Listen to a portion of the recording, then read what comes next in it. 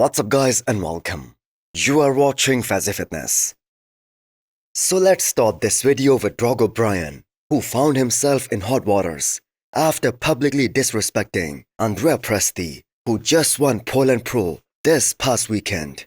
Although there wasn't a perfect score for Presti against Joan Pradells and Akeem Williams, but it wasn't that close between him and Juan either.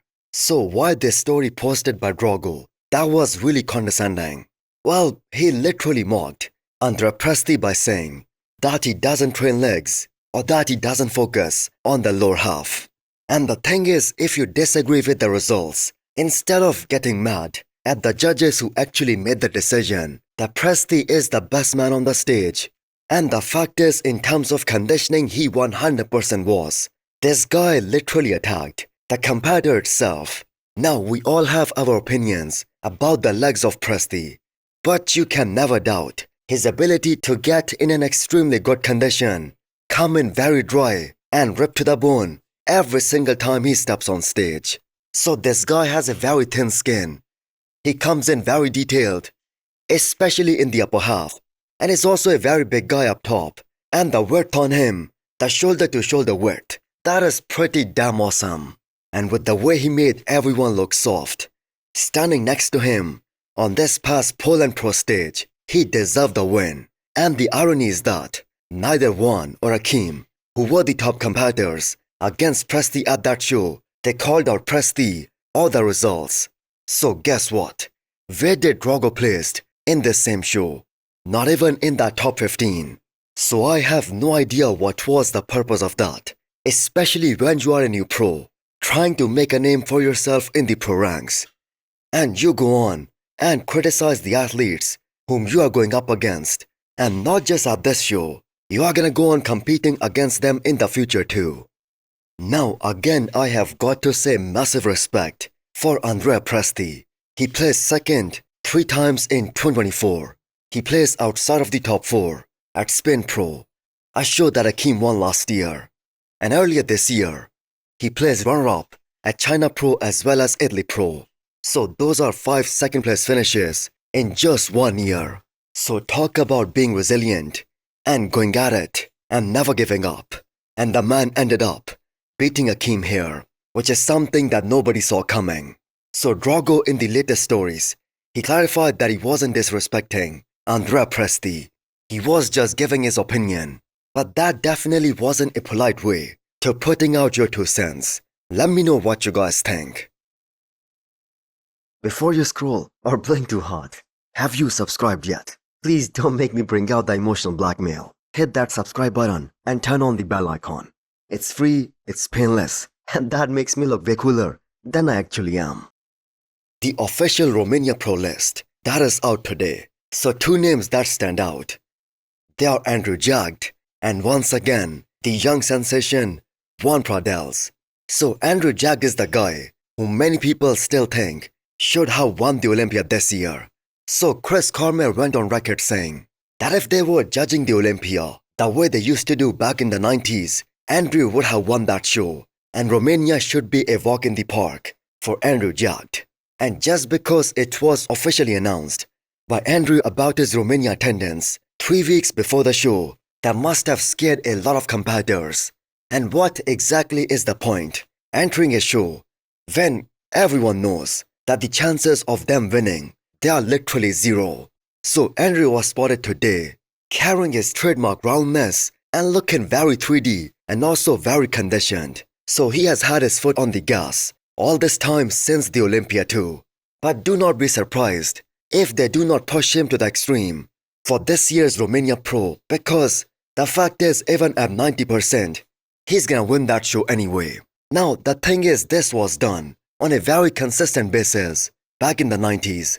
Flex Wheeler himself, he talked about it, that he did not push the limits when he knew that he's gonna win that show even at being 90%. So Andrew got a lot more popular, a lot more relevant, especially in that discussion of being a potential future Mr. Olympia after the Olympia this year. And today he also announced a new supplement sponsor, which is one of the best brands in Europe. So the young sensation Joan Pradells, he's doing this upcoming Romania Pro to get some more stage experience, more exposure.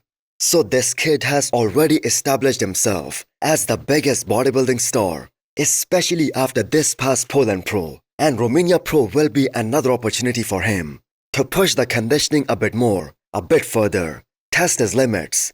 So being at 25, he was competing at around 245 pounds, and that's his stage weight. And he has that kind of frame that allows him to put on a lot more muscle, a lot more mass, and create more of that jaw-dropping X-frame, that crazy V-taper. So just like we have a very dominant guy in open class who is totally unbeatable in Romania, there is a similar case in Classic Physique too.